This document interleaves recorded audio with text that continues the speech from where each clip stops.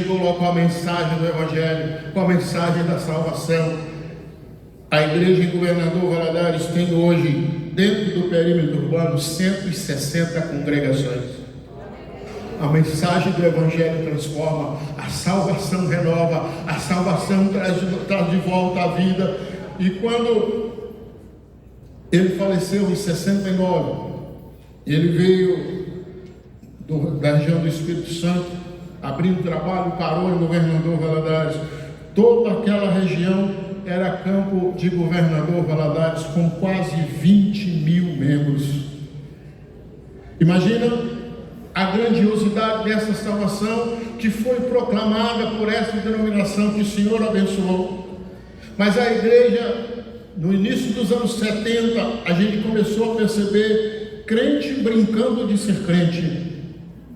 A gente começou a perceber crente brincando com a salvação. Alguns crentes dizendo, mas isso era pecado lá atrás, isso era pecado há 20 anos atrás. Não, isso ainda hoje não é não. Não existe isso na Bíblia. O que era pecado há 1000 anos atrás continua sendo hoje. O pecado que levava ao inferno lá atrás continua levando hoje. E nós não podemos brincar de ser salvos, porque a nossa salvação custou um preço muito alto, muito caro. Foi de graça para nós, mas não foi de graça para Deus, não foi de graça para Jesus Cristo. Quando ele morreu na cruz do Calvário, o seu corpo todo dilacerado de tanta pancada, e ele já não suportava mais, e ele estava na cruz, e em dado momento ele disse, Pai, está consumado. E Satanás viu que não tinha mais retorno para ele, porque Cristo decretou para sempre uma salvação gloriosa, mas nós não podemos brincar de ser crente. E uma coisa, pasmem, meus amados, nos anos 2000, final dos anos 90, com anos 2000, a gente começou a perceber pastores brincando de ser pastor. Ser pastor não é algo que eu estudo para ser pastor, que eu me inscrevo num concurso, se aprovado eu vou ser pastor. Pastor é um chamado de Deus, é um ministério que Deus dá para aqueles que são salvos. Antes de eu ser pastor, eu sou salvo. Antes de eu ser pastor, eu sou adorador. Por isso que eu fui chamado para ser pastor. E eu não posso brincar com isso. E por aí afora, hoje a gente vê, um dia desse eu estava vendo um anúncio na internet. Curso de 6 meses para pastor com credencial e tudo. E eu fiquei olhando, Jesus, onde nós vamos chegar com a sua igreja?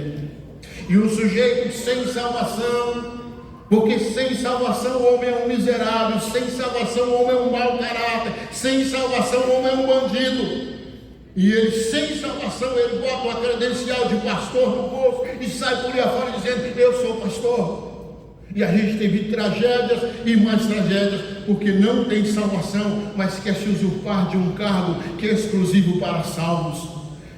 Eu fui chamado para ser pastor, mas antes eu já era salvo. Jesus não chama quem não é salvo, Jesus não chama quem não é adorador. Eu sou pastor porque primeiro eu fui salvo. Jesus me batizou com o Espírito Santo, eu tinha 8 anos de idade. Aos 16 anos, o pastor me chamou na sala dele e falou, Joel, tem uma congregação nossa em tal lugar, assim, assim, era um distrito, 12 quilômetros da cidade.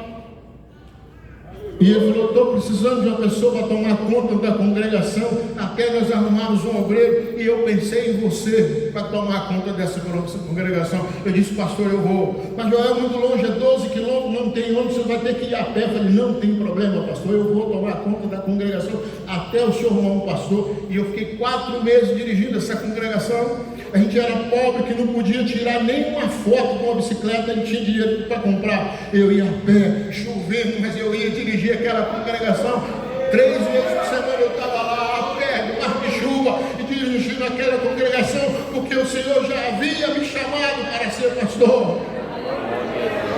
E agora vem esses perturbados por aí afora, que não tem experiência de salvação, não foi justificado, não foi santificado, e mete a congregação uma credencial no bolso e sai por aí afora. E pasmem, meus queridos, existe nesse Brasil pastores dessas qualidades, com credencial da CGADB no bolso, que para ser membro precisava melhorar um tanto, e está com credencial de pastor no bolso. E onde nós vamos parar com isso?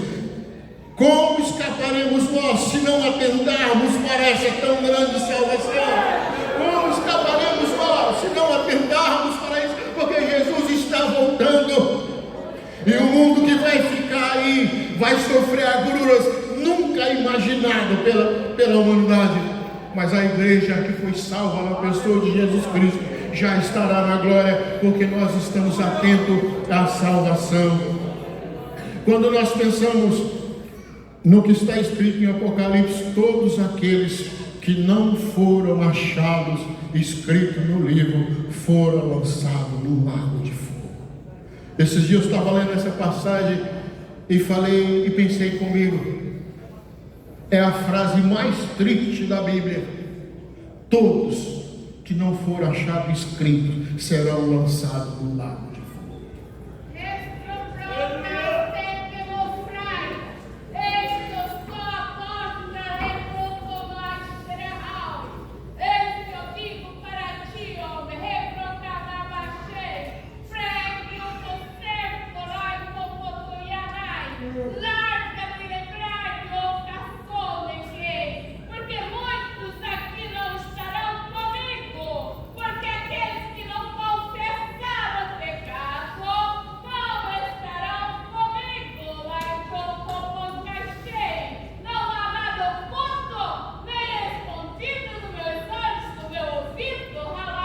Querem pregadores que gritam, que fazem um movimento tremendo e promete isso, promete aquilo. Você vai vencer, você é importante, você isso e aquilo. Esta não é a mensagem do Evangelho de Jesus Cristo. Nós não somos absolutamente nada sem a presença de Deus. Ninguém é importante sem Deus. E nós somos eternamente miseráveis, dependentes de Deus.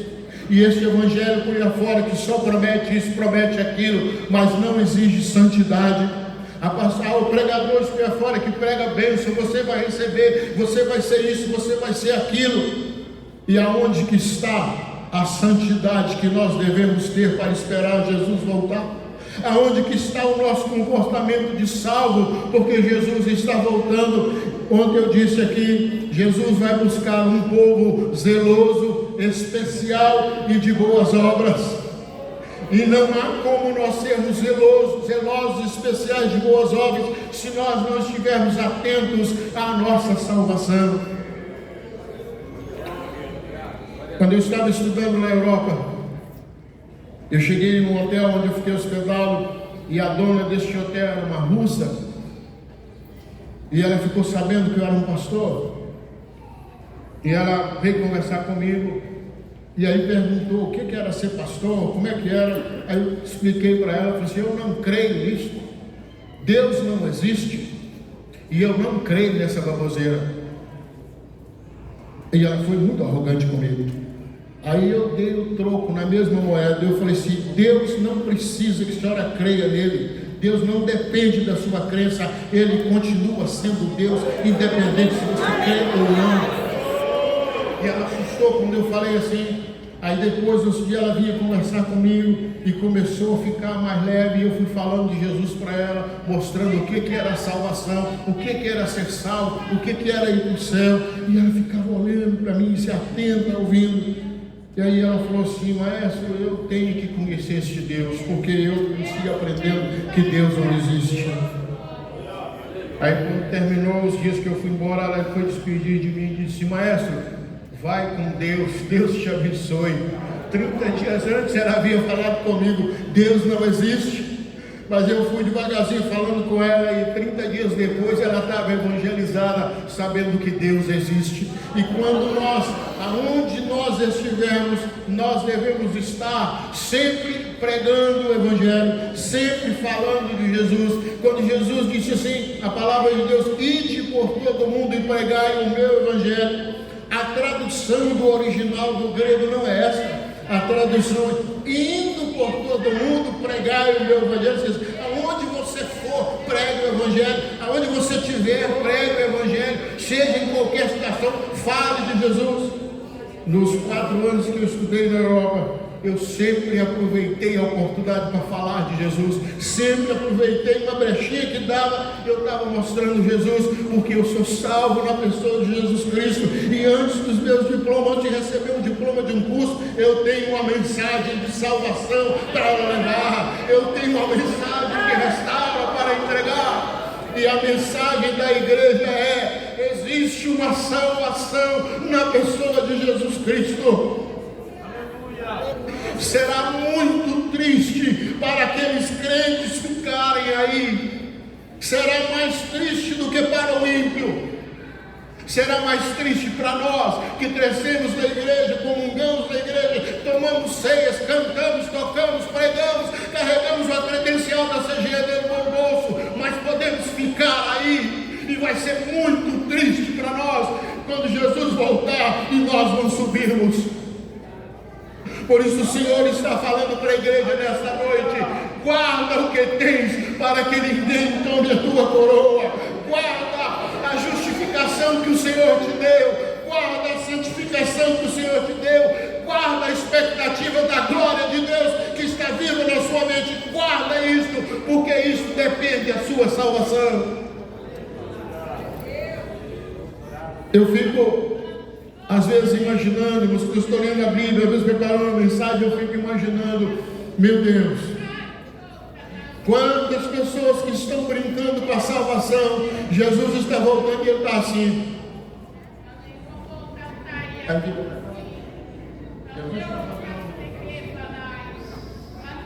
E de um momento para o outro, Jesus vai romper e vai chegar aqui num alarido de grande glória, quando as trombetas tocarem, para recolher a sua igreja, para recolher aqueles que guardaram a salvação, para aqueles que estavam atentos à sua salvação, e não haverá outra oportunidade para este mundo, porque a igreja já saiu.